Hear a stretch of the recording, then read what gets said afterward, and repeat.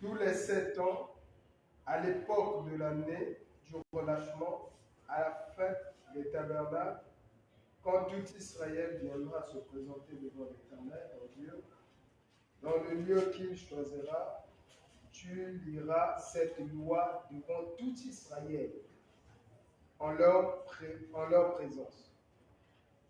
Et je continue. Oui. Verset 12. Tu rassembleras le peuple, les hommes, les femmes, les enfants et l'étranger qui sera dans tes portes, afin qu'ils entendent et afin qu'ils apprennent à craindre l'Éternel, votre Dieu, à observer et à mettre en pratique toutes les paroles de cette loi. Et leurs enfants, qui ne la connaîtront pas, l'entendront et ils apprendront à craindre l'Éternel, votre Dieu. Ok.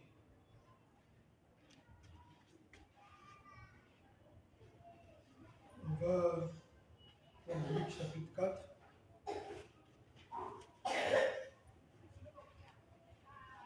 À partir du verset 16. Luc 4, verset 16. Le nom du Seigneur.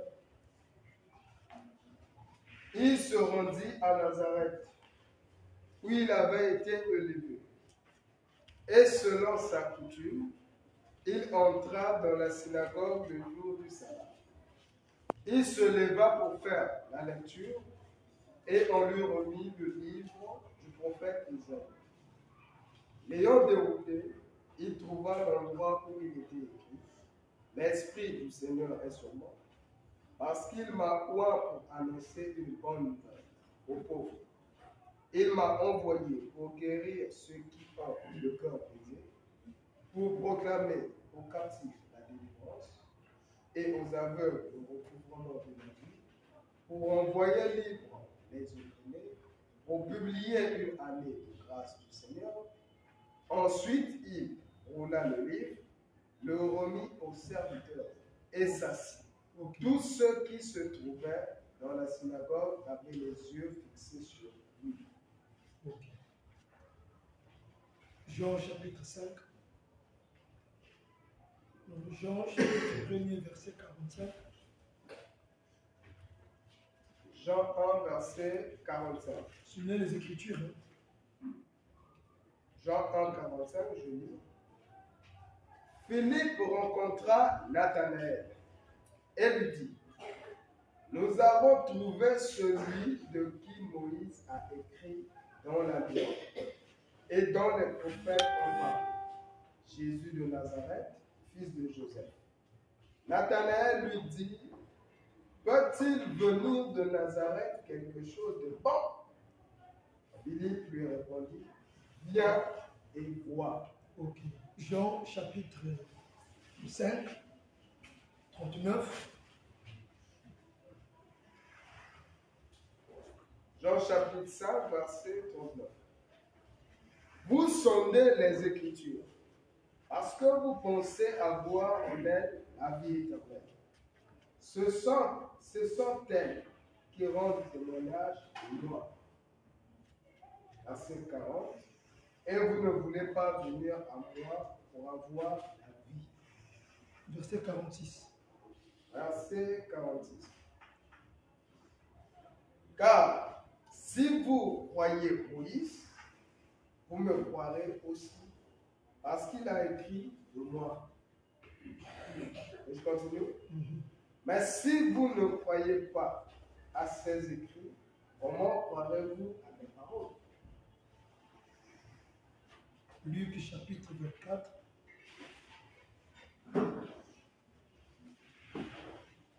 Verset 44. Luc 24, 44. Je lis au nom du Seigneur. Puis il leur dit, c'est à ce que, non, je répète.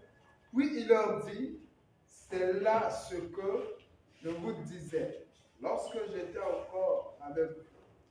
Il fallait que s'accomplisse tout ce qui est écrit de moi dans la loi de Moïse, dans les prophètes et dans les psaumes. Alors il leur ouvrit l'esprit afin qu'ils comprissent les Écritures. Ok. Hébreu, chapitre 10, verset 5. Hébreu 10, verset 5. C'est pourquoi Christ, entrant dans le monde, dit, tu n'as voulu ni sacrifice ni offrande, mais tu m'as formé un corps. Tu n'as agréé ni holocauste, ni sacrifice pour le péché. Alors j'ai dit, voici je viens. Dans l'ouvrage du livre, il est question de moi, pour faire, ô Dieu, ta volonté. Matthieu chapitre 14, verset 27. Matthieu 14, verset 27. Dans le nom du Seigneur, Jésus leur dit aussitôt, rassurez-vous, c'est moi, n'ayez pas peur. Ok. Merci au Dieu pour cette grâce que nous avons. C'est un don. Oh Dieu, c'est précieux. Ce n'est pas tous les hommes qui t'écoutent. Mais nous avons ce privilège, oh Dieu, de t'écouter toutefois. Quand tu nous fais grâce de se rassembler autour de ton nom. Nous savons que ton nom est puissant, ton nom est grand, ton nom est glorieux, ton nom est véritable, ton nom guérit le malade, ton nom chasse les démons, ton nom affranchit, ton nom bénit, ton nom sauve, ton nom donne le royaume des cieux, ton nom donne la vie éternelle. Merci donc parce que nous sommes des bénéficiaires au bon roi, du fait que nous sommes devant toi cet après-midi. La gloire te revient au nom de Jésus-Christ. Amen. Prenez place.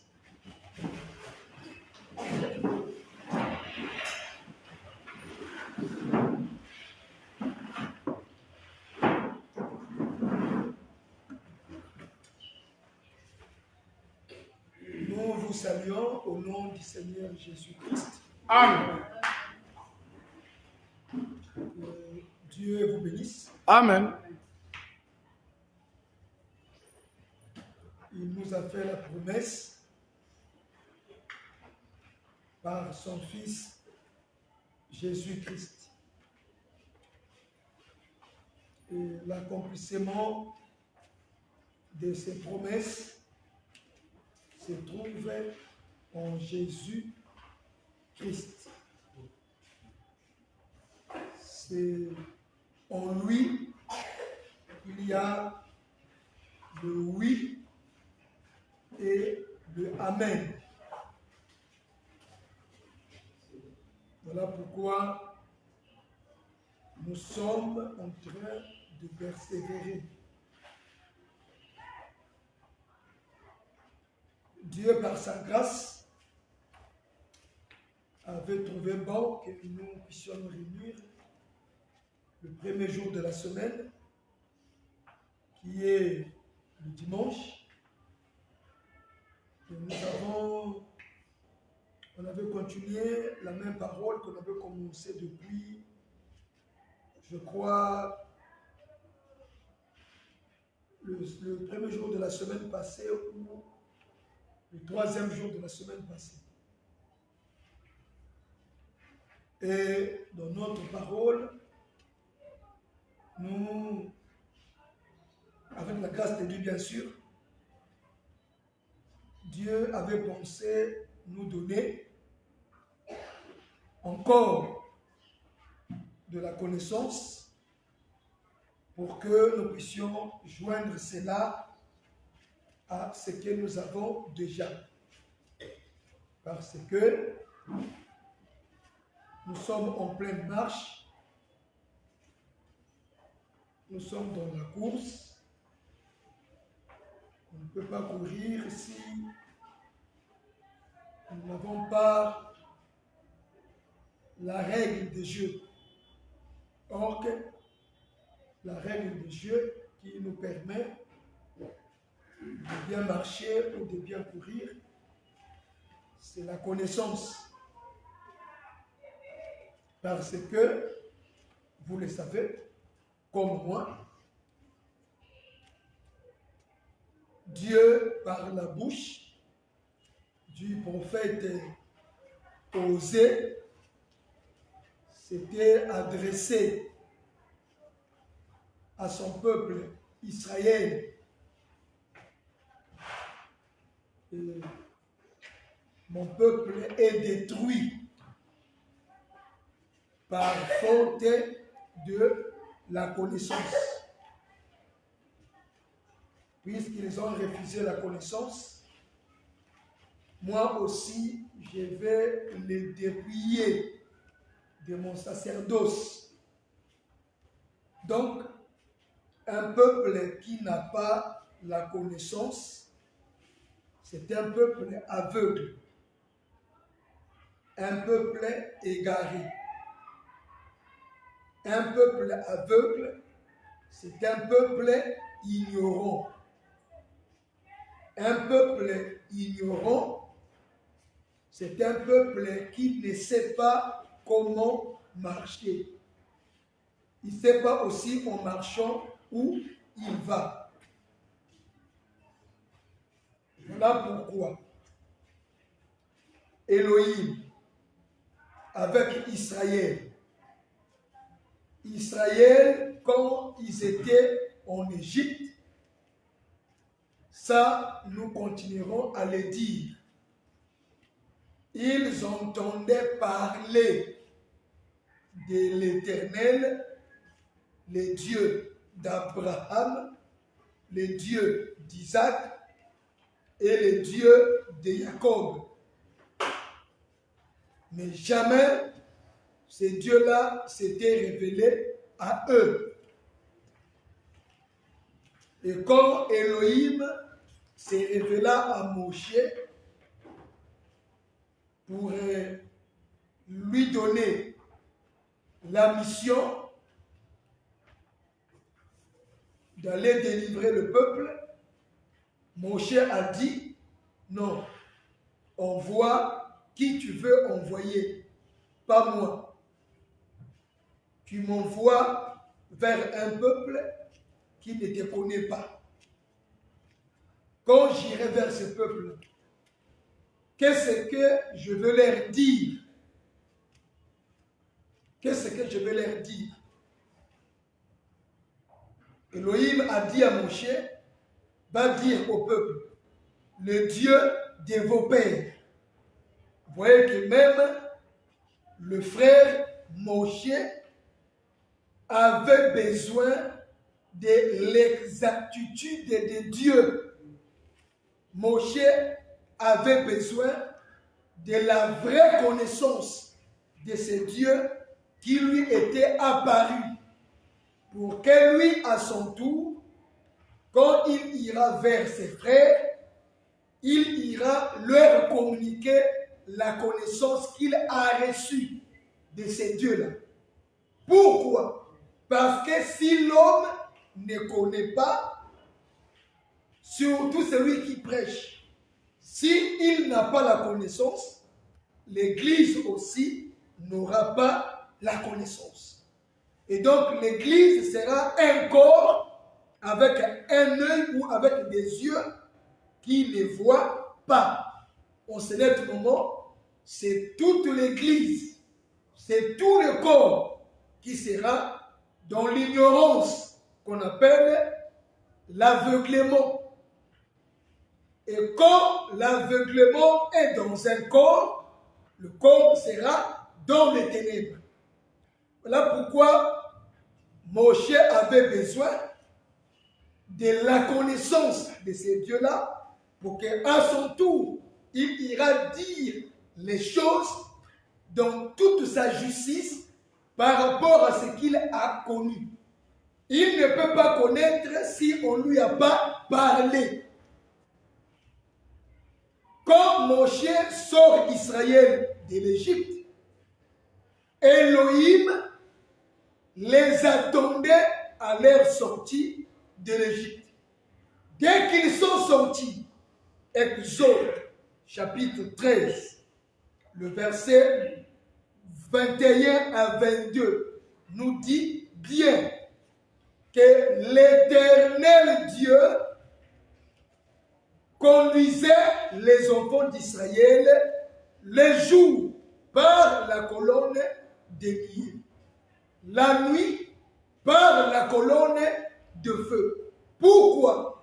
C'est afin que le peuple puisse marcher le jour comme la nuit sans trébucher. Nous comprenons que cette nuée-là, qui devenait un feu, le jour maintenait le peuple dans la lumière. Nous comprenons que la lumière vient pour éclairer. La lumière vient pour chasser le ténèbre. Et quand la lumière jaillit, l'aveuglement tombe. Quand la lumière apparaît, le ténèbre prend toujours fuite. Et nous, cette lumière que nous parlons, c'est l'un et autre que la connaissance du vrai Dieu. Voilà pourquoi Osée a dit que mon peuple est péri parce qu'il lui manque la connaissance. Et Proverbe dit, un peuple qui marche sans frein et un peuple qui marche sans révélation, c'est un peuple qui marche sans frein. En d'autres termes, une église qui est privée de la révélation, c'est comme une voiture qui marche sans frein. La finalité, c'est l'accident. Et ceux qui sont dans la voiture vont mourir. La femme samaritaine, vous le connaissez, parce qu'on parle souvent d'elle. Cette femme-là s'est inventée devant Jésus-Christ. Il lui disait que vous dites, vous, que le lieu où il faut adorer Dieu, c'est seulement à Jérusalem. Cependant, nous, nos pères, ont adoré Dieu sur cette montagne-là. Le Seigneur va dire à cette femme-là que vous adorez. C'est vrai, il n'a pas lié. Il n'a pas dit que vous n'adorez pas. Le Seigneur a reconnu que vous adorez. Mais il a ajouté une chose très dangereuse. Il a dit, vous adorez ce que vous ne connaissez pas. Et puisque vous adorez ce que vous ne connaissez pas, vous êtes dans une fausse adoration. Vous êtes dans une fausse adresse. Puisque l'adoration est fausse, c'est que cette adoration-là n'est pas faite en l'honneur de Dieu. En général, Dieu ne vous connaît pas et il n'agrée pas votre adoration. Qu'est-ce qui fait que Dieu n'agrée pas, qu'il n'approuve pas cette adoration-là? C'est parce qu'elle est fausse. Amen. Pourquoi elle est fausse? Parce que ceux qui adorent n'ont pas la connaissance de la vraie adoration. Donc la connaissance a sa place dans les choses de Dieu. Voyez-vous, non? Amen. La connaissance a sa place dans les choses de Dieu. Dans Jean chapitre 17, là-bas, Yahushua a dit, la vie éternelle, ceux qui te connaissent, toi le seul vrai Dieu, et celui que tu as envoyé, Jésus-Christ. Nous comprenons? La vie éternelle, sans connaissance, n'est pas une vie éternelle. Voilà pourquoi tout enfant de Dieu, sage et intelligent, ne peut pas s'absenter au culte. Parce qu'il sait, son salut est lié connaissance. Mais pour connaître, il faut participer au culte afin d'écouter les enseignements. Celui qui ne vient pas au culte sera en retard. Il y a des choses que vous connaissez ici, mais lui, il ne les connaîtra pas parce qu'il s'absente au culte et il aura des problèmes dans sa marche. Voilà pourquoi les apôtres étaient avec Jésus-Christ tous les jours, jusqu'au jour où il fut enlevé. Pourquoi? Parce que c'est en marchant avec lui, c'est en étant avec lui qu'ils étaient en train d'apprendre les choses du royaume des cieux. Vous comprenez, non? Voilà pourquoi c'est très important, très utile à un enfant de Dieu d'avoir la connaissance. Alors, cette connaissance, nous la trouvions dans l'explication de la parole. Qu'est-ce que nous voulons dire? Pour répertorier, pour récapituler, pour donner la simplicité de notre message, comme le modérateur l'a fait le dimanche. En tout cas, tout ce qu'il avait dit le dimanche, c'est ce qu'on avait voulu ajouter aujourd'hui pour faire asseoir la pensée de Dieu. Puisqu'on a parlé sur quoi? On a parlé sur la loi qui est l'ensemble des ordonnances et des préceptes. La loi, c'est le commandement de Dieu. Et Dieu l'a donné à son peuple Israël par le frère Moshe. En d'autres termes, la loi, c'est la loi de Moshe. Donc Moshe ici, qui écrit la loi dans un livre, c'est le type de Dieu qui donne sa parole à ses serviteurs. On expliquait, ce n'est pas toutes les tribus qui avaient reçu le droit d'expliquer, de lire la loi et de l'expliquer. C'était seulement les Lévites. On a donné l'origine de ces Lévites-là. Lévi était le troisième fils de Jacob. À sa naissance, sa mère a dit, sa mère a prononcé une déclaration prophétique. Il a dit, désormais, mon mari s'attachera à moi. Donc, Lévi, c'est un canal, c'est un point de repère. Lévi, c'est un pivot. C'est-à-dire que le mari ne peut pas aller vers sa femme sans pourtant qu'il y ait Lévi. Donc, Lévi, c'est un médiateur. Et dans la bénédiction prophétique de Moshe sur Lévi, il a dit, c'est à lui qu'on avait remis l'Urim et le Thummim. En d'autres termes, la loi de Dieu a été remise à Lévi. Donc, il n'y a que Lévi qui a la loi de Dieu, il n'y a que Lévi qui peut lire, il n'y a que Lévi qui peut expliquer cette loi. Ça veut dire, Lévi, c'est un enseignant. Nous comprenons Lévi, c'est un ministre. Lévi, c'est un ministre. S'il est un enseignant, donc c'est un ministre de la parole. Et ces dons-là, cette grâce-là, c'est le choix-là, cet appel qu'il a reçu, il ne le tient pas de la part des hommes, mais c'est Dieu qui l'a choisi. C'est Dieu qui l'a aimé. Et Lévi était même choisi avant sa naissance.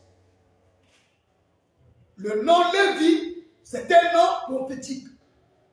En tout cas, le dimanche, on a dit beaucoup de choses, à tel point qu'on ne peut plus revenir en arrière. Ce n'est pas possible.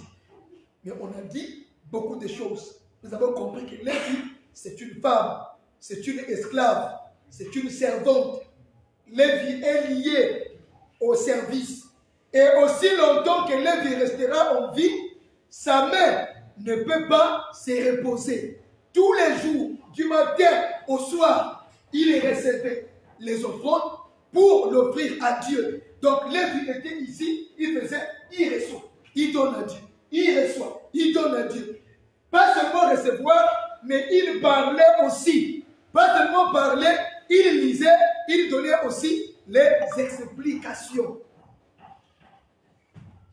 Maintenant, dans Luc, chapitre 4, là nous voyons un homme qui n'était même pas un lévite, un homme qui n'était pas un sacrificateur. Parce que les sacrificateurs ou les lévites se faisaient connaître au milieu de ses frères. C'était une tribu sainte. C'était une famille sainte. Et la famille d'Aaron était une famille honorée. Parce que c'est à eux que Dieu avait donné le sacerdoce. Vous comprenez? La famille d'Aaron était une famille élevée au milieu d'Israël. En d'autres termes, la famille d'Aaron était une ville située sur une haute montagne. La famille d'Aaron était toute une lumière. La famille d'Aaron était le sel de la terre appelée Israël. Parce que c'est eux qui faisaient vivre Israël. C'est eux qui bénissaient Israël. C'est eux qui purifiaient les Hébreux au cas où il y avait la lèpre. C'est eux qui faisaient tout. Ils étaient les garants de la vie du peuple. C'est aussi eux qui mettaient Dieu avec le peuple en communion. Donc Israël ne pouvait pas vivre sans Lévi. Vous voyez que Lévi, devant Israël, c'est un maître qui enseigne. Mais devant Dieu, il devient un serviteur qui fait le travail de Dieu pour le bien du peuple. Maintenant, l'interdiction formelle que Elohim avait établie au milieu d'Israël, il avait dit que les choses saintes ne peuvent pas être touchées par quelqu'un d'une autre tribu, si ce n'est de la tribu de Lévi. Mais dans Luc chapitre 4, Jésus-Christ, un juif, on va dire comme ça, de la famille de David, il était descendance de la famille davidique. Mais il vient tout gaillardement, on ne sait même pas qui l'avait appelé, il était pris par quel courage, il entre dans la synagogue, mais les jours du sabbat. Quand il entre, on lui remet le rouleau fermé. Dès qu'il reçoit le rouleau, il va l'ouvrir, il va lire. Après avoir lu, il dit qu'aujourd'hui, cette écriture-là, c'est accompli. Ah bon, nous comprenons donc Lévi véritable, le sacrificateur véritable. C'est le Seigneur Jésus-Christ. Le vrai serviteur de Dieu, c'est le Seigneur Jésus-Christ. Pourquoi? C'est parce que on a lu toute une marmaille des Écritures. Appelle-la. On a lu beaucoup des Écritures. Nous avons lu Jean, chapitre 1, le verset 45. Philippe, et les André, les Pierre, les Jacques, à cause de la joie qu'ils avaient vécu, l'accomplissement de la promesse. Quelle promesse? La promesse du Messie, le Christ, le Oint. Israël n'attend pas autre chose jusqu'aujourd'hui. Ils attendent l'accomplissement de la promesse de Christ, Hamashiach, le Messie.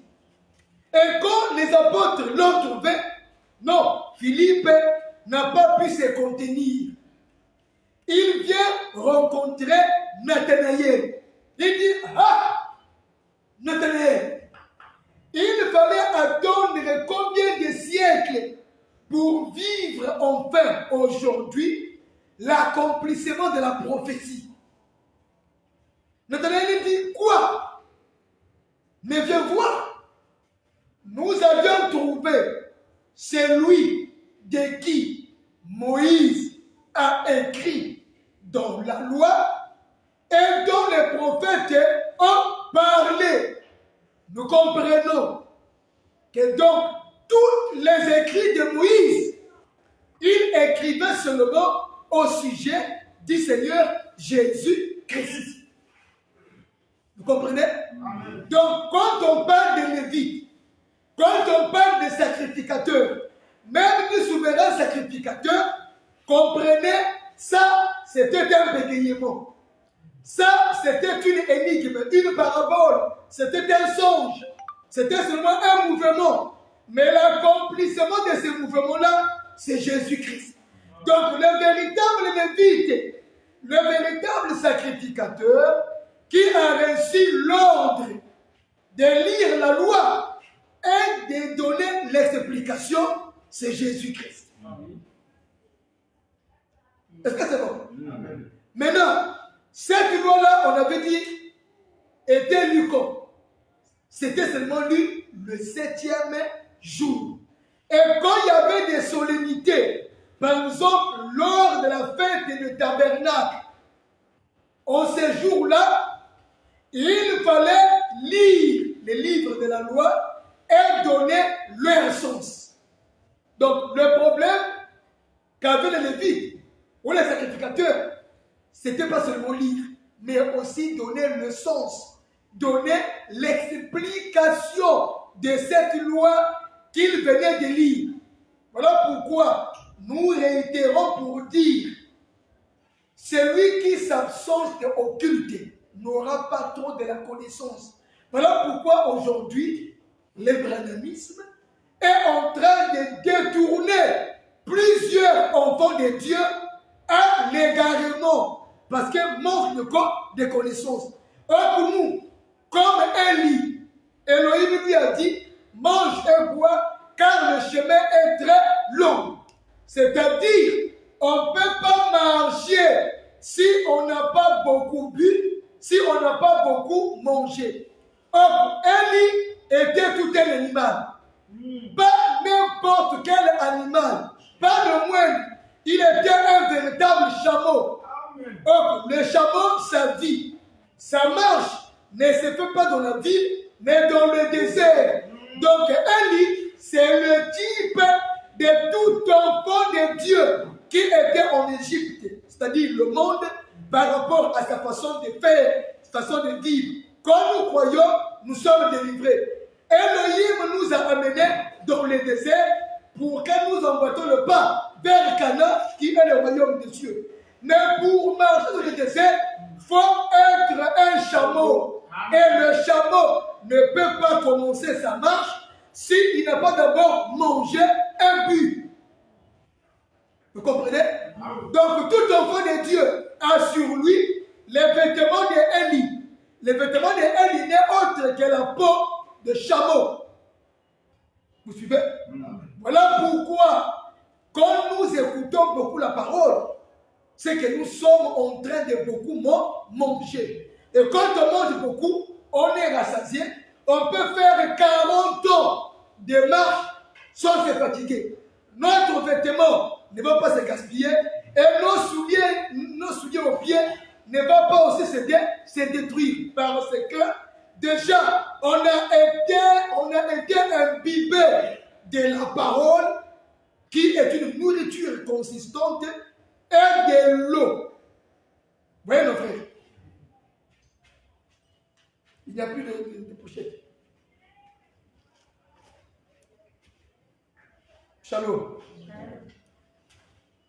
Maintenant,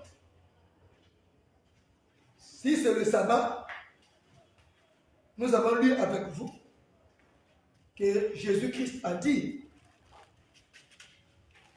le Fils de l'homme est le maître du sabbat. Vous comprenez? Le Fils de l'homme est le maître du sabbat. C'est simple. C'est simple à comprendre. Si il est le maître du sabbat, c'est que le sabbat véritable, c'est lui. Donc, il n'est pas seulement le lévite véritable, il n'est pas seulement le sacrificateur, il est aussi le jour appelé sabbat. Si c'est lui le sabbat, c'est que c'est en Jésus-Christ que nous faisons la lecture, c'est en Jésus-Christ que nous trouvons aussi l'explication. Est-ce que vous comprenez? Donc, Jean 1, 45, les apôtres ont dit, nous avons trouvé celui de qui Moïse a écrit dans la loi et dont les prophètes ont parlé. Jean, chapitre 5, verset 39.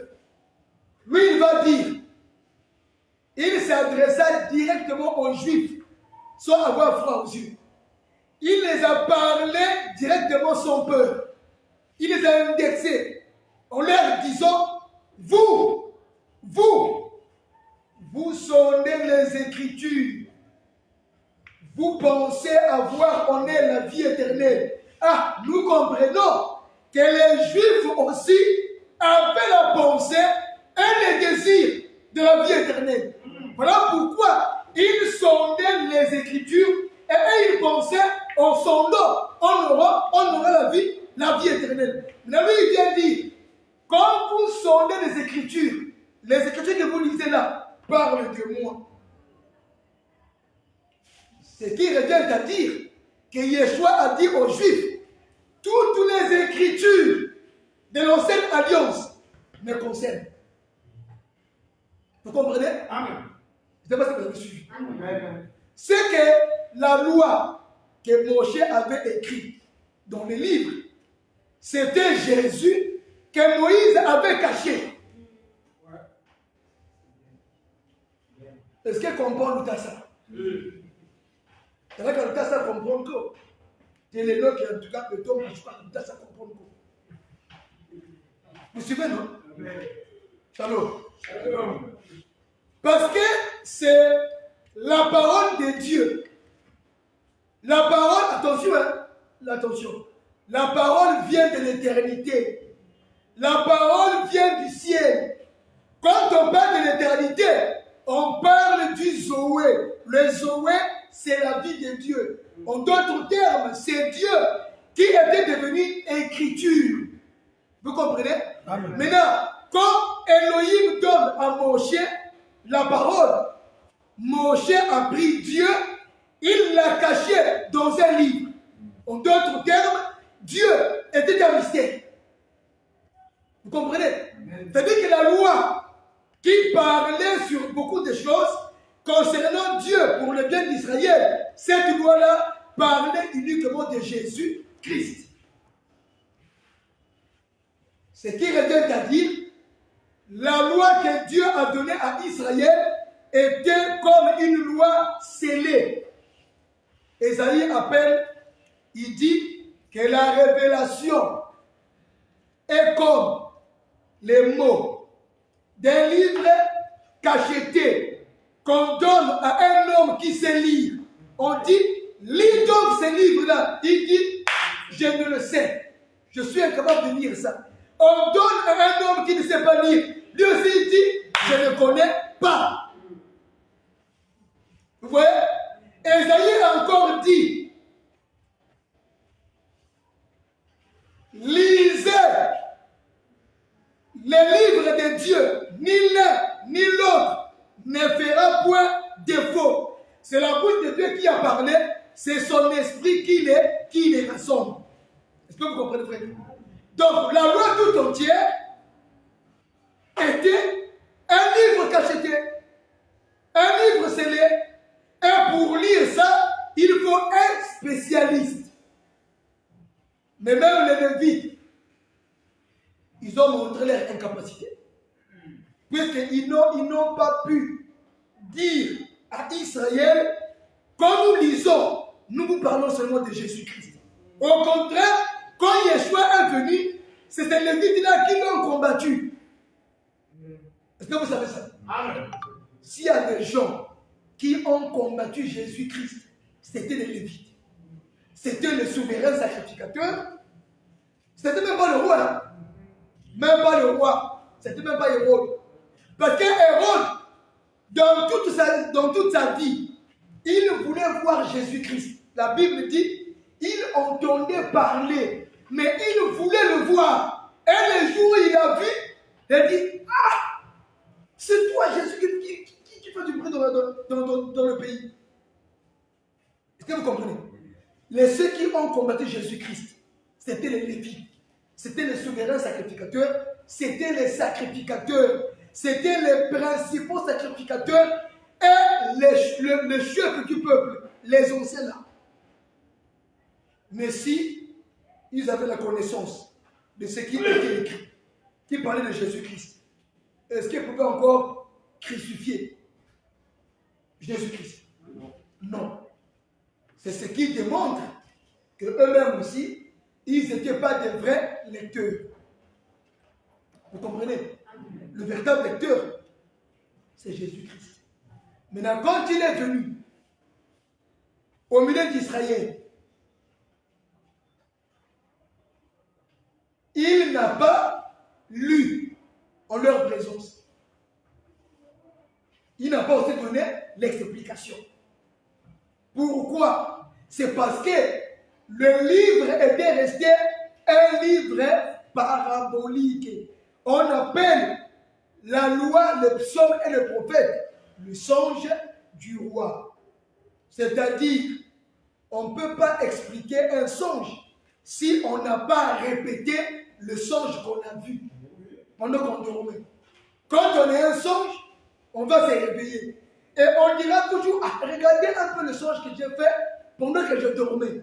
Quand on répète le songe, c'est nettement qu'on peut donner l'explication de ton songe. Voilà pourquoi la loi, les psaumes et les prophètes est égale à un songe. Le bégaiement de Moïse, comme on le dit, le bégaiement de Moïse, c'est seulement la loi de Moïse. Moïse, comme le type de Dieu, quand Moïse parle, il éveille, il ne sait pas parler. Et quand il parle, les gens ne saisissent pas ce que Moïse dit. Voilà pourquoi il lui faut un interprète. Mais attention, il y a une chose. Moïse devant Aaron, il n'est pas bête. Mais devant le peuple, il est bête. Ouais. Oui, c'est comme ça. C'est comme ça, non? Moïse, devant Aaron, il n'est pas bête. Oui. Aaron écoute les paroles de Moïse distinctement. Oui. Mais quand Moïse est devant le peuple, il est bête. Quand il parle, le peuple ne le comprend pas. Ouais. Ça veut dire, celui qui a le secret du langage de Moïse, c'est seulement Aaron. Amen. Vous comprenez? Amen. Voilà pourquoi Yeshua a dit aux apôtres, le Saint-Esprit vous enseignera toutes choses. Okay. Maintenant, le Saint-Esprit, quand il enseigne où? Il n'enseigne pas n'importe où, il enseigne seulement le sabbat. Donc ici, le sabbat devient un jour. Et le sabbat jour a porté un corps, il est devenu l'église. Cette église, c'est donc une maison.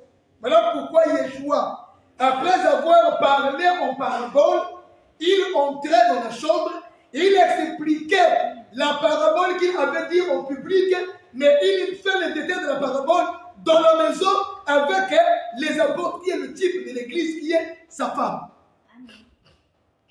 Est-ce que c'est bon? Lisons d'abord pour confirmer que Jésus-Christ était sacrificateur.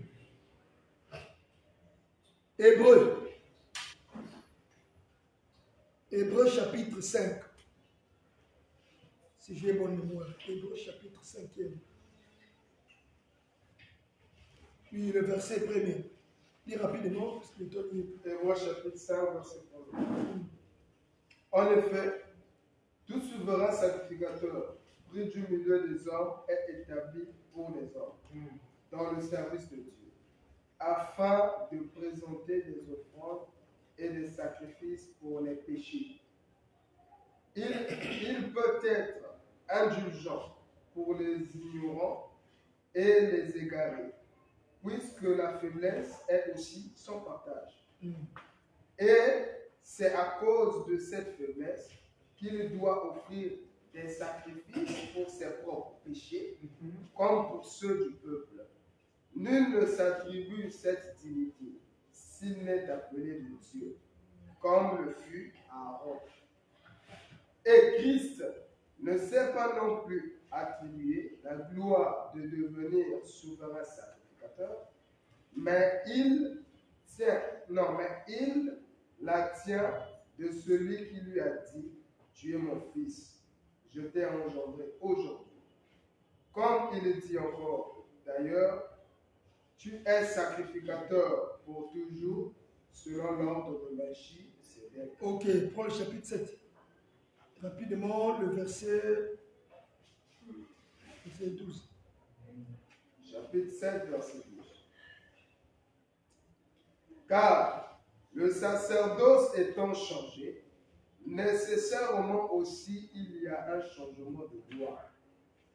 En effet, celui de qui ces choses sont dites appartient à une autre tribu, dont aucun membre n'a fait le service de l'autel, car il est notoire que notre Seigneur est sorti de Juda, tribu dont Moïse n'a rien dit pour ce qui concerne le sacerdoce. Et continue. En réalité, il n'a pas le droit d'être sacrificateur. Oui. Puisqu'il n'est pas de la tribu de Lévi, il ne peut pas être sacrificateur. Mais subitement, il s'est levé comme une faible plante au milieu d'une terre aride et desséchée.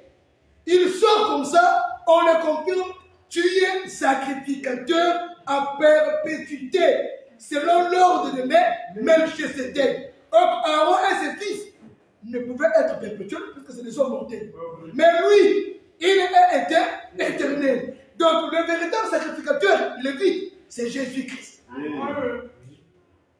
C'est bon, non? Donc, il est le sabbat, il est aussi le sacrificateur. Donc, la loi est lue en Jésus-Christ. L'explication aussi est donnée en Jésus-Christ et par Jésus-Christ. Je crois que c'est bon. Hein? Maintenant, dans la doctrine, Jésus-Christ a fait de nous les membres de son corps. Toi et moi, nous sommes membres du corps de Jésus-Christ. Si Jésus-Christ a un corps, c'est que le corps-là a une tête. Chaque corps doit avoir une tête. Même le corps d'un animal doit forcément avoir une tête. C'est la tête qui tient la direction de tout le corps. Mais dans Colossiens, il a dit, c'est lui le chef de son corps, qui est son église. Vous comprenez? Oui. Donc Jésus, aujourd'hui, est en train d'expliquer la parole par sa tête. Or, la tête que nous avons aujourd'hui, qui tient l'autorité de l'église corps de Christ, c'est le ministère. Le temps n'y est plus. Pourquoi on parle comme ça? C'est le ministère. Donc aujourd'hui, c'est le ministre qui a le droit de lire la Bible. Seulement lui. Oui. Il n'y a que lui qui peut lire la Bible. Quand notre frère, celui qui avait cru avant nous, Énique Éthiopien. Énique Éthiopien avait le rouleau du prophète Ésaïe. Et il lisait dans le chapitre 53. On l'a amené à la boucherie comme une brebis mieux envers ce qu'il attend. Il n'a pas ouvert la bouche. Mais Énique Éthiopien, puisqu'il n'avait pas le droit de lire, il lisait, il ne comprenait pas. Il a dit à Philippe, moi je dis je ne comprends pas. Et c'est que le prophète parle de lui-même ou d'une autre personne. Qu'est-ce qui a fait ça? C'est parce qu'Énique n'avait pas le droit de lire. Maintenant, celui qui a le droit de lire, dès qu'il ouvre le rouleau, il va lire 2 fois. Shalom. Quand je parle de Philippe et d'Énique, je veux seulement dire que même lire la Bible, c'est tout un appel. Ah mais oui. Et non, ce n'est pas être extrémiste. Mais vous comprenez mon langage également. Sinon que tout le monde peut lire la Bible. Mais quand tu lis, tu ne sais pas qu'est-ce que tu es en train de lire. Donc, laisse la lecture à l'ayant droit. Celui à qui Dieu a donné le droit de lire. Dès qu'il ouvre, quand il se met à lire, il comprend qu'est-ce que l'Écriture dit. Vous comprenez? C'est pourquoi le ministère, c'est lui, les Lévites. Le ministère, c'est un Lévite. Le ministre, c'est une femme. Le ministre, c'est un époux. Le ministre, c'est aussi un chef du peuple. Le ministre, c'est un roi, comme a dit Proverbe, comme a dit Ecclésiaste. La gloire de Dieu, c'est de cacher les choses. Mais la gloire du roi, c'est de sonder les choses.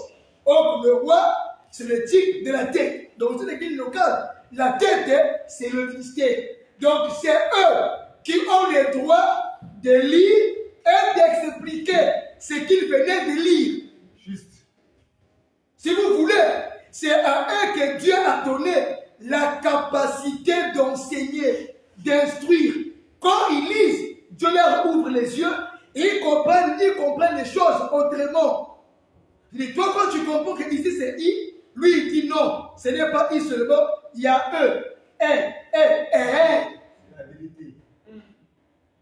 Oui, oui. Au certain moment, il aura la capacité d'expliquer. Pas seulement expliquer, mais d'instruire et de communiquer l'édification.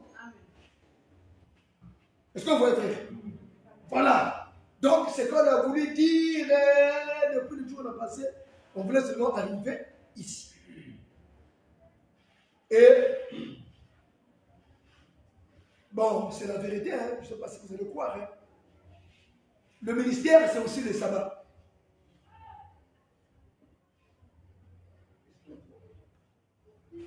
Le ministère, c'est aussi le sabbat.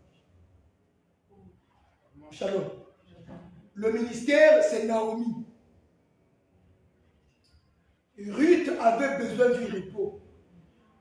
Mais Ruth ne pouvait pas avoir du repos aussi longtemps elle allait rester chez eux. C'est par Naomi que Ruth est arrivée à Bethléem. C'est Naomi qui a dit à Ruth, va ma fille, vers un homme dans lequel tu trouveras du repos. Or, le repos, c'est le sabbat, non? Oui. Mais quand Boaz va prendre Ruth au mariage, Ruth était entrée dans le repos. Mais avant qu'une Ruth ne entre dans le repos, qui lui a donné le repos là? C'est Naomi qui lui a dit. Si vous voulez, le repos, le sabbat, c'est notre sœur là, Rebecca. Le sabbat, c'est Rebecca. Pourquoi? C'est Rebecca qui savait que Jacob ne peut pas entrer devant son père nu. C'est Rebecca qui a dit qu'il faut tuer 2 chevreaux. C'est Rebecca qui a préparé la nourriture que le mari aimait. C'est Rebecca qui a fait habiller Jacob, non? Jacob était nu. Il ne savait pas comment est-ce qu'il faut s'habiller, mais Rebecca sait. Quand il faut s'habiller pour aller en présence de Dieu, il faut commencer par la tunique, il faut commencer par le caleçon, il faut porter la tunique, la robe, il faut ça. Et Rebecca sait, il faut porter le plus beau vêtement d'Ésaü. Or, Isaac, c'est le type de Dieu. Jacob, c'est le type de tout enfant de Dieu qui, pour aller à l'enlèvement de l'église, qui est la tante d'Isaac, il faut passer par la main de Rebecca. Donc Rebecca, c'est le ministère. C'est le ministère qui amènera l'église à l'enlèvement, non? Les petites feuilles. Tant qu'il n'y a pas le ministère, il n'y a pas l'enlèvement de l'église. Tant qu'il n'y a pas de ministère, il n'y a pas la perfection des saints. Jamais. Pour que les saints soient parfaits, il faut qu'il y ait le ministère. Pour que l'église soit enlevée, il faut qu'il y ait le ministère. Il pour que le corps de Christ soit édifié, il faut qu'il ait le ministère. Donc le ministère devient comme un pont entre l'époux et l'épouse. Voilà pourquoi le ministre, c'est un serviteur. Il est la queue. Voilà pourquoi dans la consécration de Aaron et de ses fils, leur part qu'on leur avait donnée, c'est la queue du bélier. Et vous ne voyez pas comment les ministres sont souffrants, surtout les pasteurs. Bakefinga, Baketonga, vous n'êtes pas métier. Tu peux dire, un des retenus. Est-ce que vous voyez, frère? Maintenant, si tu n'as pas le ministère, tu vas te fâcher. Donc, on est béni. Or, surtout les pasteurs. Voilà pourquoi plusieurs que cela a fait. Shalom. Et tout ça, c'est l'œuvre ministérielle. Ailleurs, ceux qui savent le rôle ministériel, ils prennent soin du ministre. Pas parce qu'ils veulent faire de lui un homme exceptionnel, mais ils savent que leur salut dépend de lui. Voilà pourquoi Jacques a dit, il ne faut pas qu'il y ait un grand nombre de personnes qui se mettent à enseigner, car nous serons jugés très sévèrement. Donc votre vie dépend de ce que nous vous enseignons. Par l'enseignement, on va vous maudire. Par l'enseignement, on va aussi vous bénir. Vous savez qui a maudit le peuple? Moïse. Moïse était mauvais. Moïse était faux. Il a maudit Israël. Il a maudit.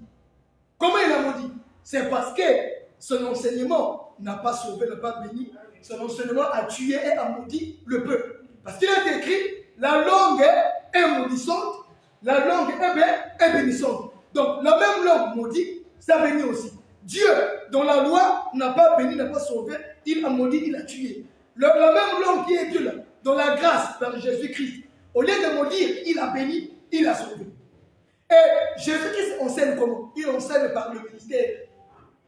Il enseigne aussi par les prédicateurs. Voilà pourquoi vous avez des bons prédicateurs qui prêchent Dieu avec la crainte de Dieu. L'église, c'est pourquoi, frère, il ne faut pas penser que l'église, il faut qu'on soit 1000, 10 000, 1 milliard, 100 milliards, 20.